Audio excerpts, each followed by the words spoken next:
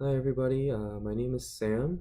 My paper was focused on a pre-K class located in the suburbs, very similar to where I'm working now. The three lessons are consisted of identifying ABCs, the who concept out of the five W's, and also the what concept out of the five W's. The first one being the ABCs. I started off the class by using this book here, The City of ABC, to help reinforce the letters, both uppercase and lowercase. It helps students who are struggling to go through it again so that they have fresh memory when they go for their community walk. And also, it's a good reinforcer for any of the students who already know.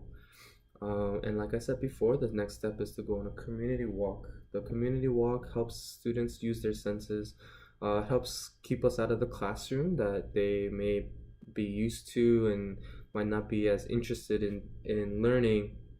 It helps to go outside and let what's out there teach the students as well. So the students were provided with this worksheet. This worksheet has 6 slots. It has 6 things that they're definitely going to see that is already pre-planned that they will stop at to either try to write what they see or circle the letters that they see.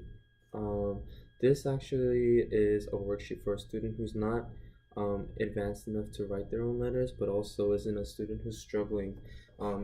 This worksheet gives them the option to either write or circle the letter depending on how they feel and how confident they are. Um, the second lesson focuses on the who concept, and the book that I used for this one is called Guess Who by Margaret Miller. It's a great book. It has pictures and it also asks questions. It's a very interactive book that the students can engage in. Um, it allows them to try to take guesses on who they think that they see. The book is great because it focuses specifically on people, which helps teach the students who may not know that whenever the who concept is used, it's referring to an individual.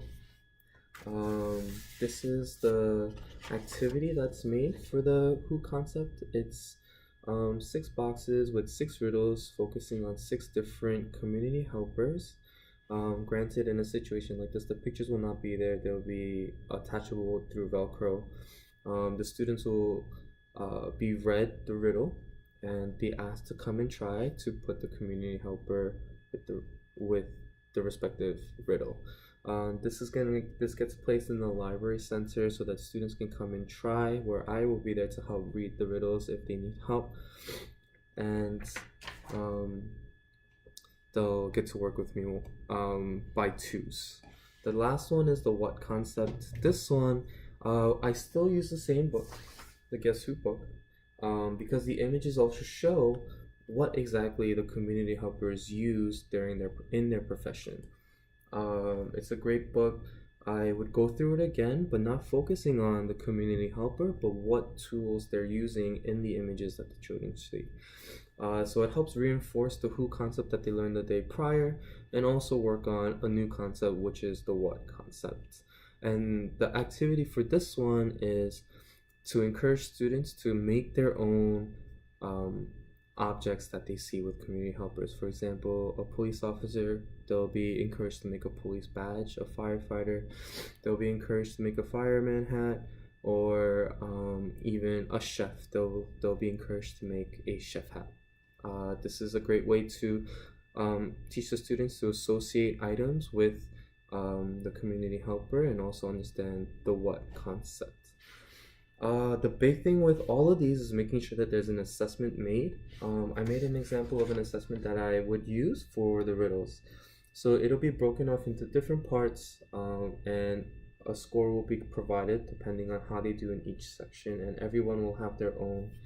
I would make sure to keep this handy. I would have 18 for all 18 of my students, and making sure that I mark a score for each one of them so I know exactly how they're doing and if they're understanding the concept. And I think community helpers is a huge thing because students are exposed to it the moment they walk out the school building, and I think it's a great learning experience that they'll be able to do for the rest of their lives.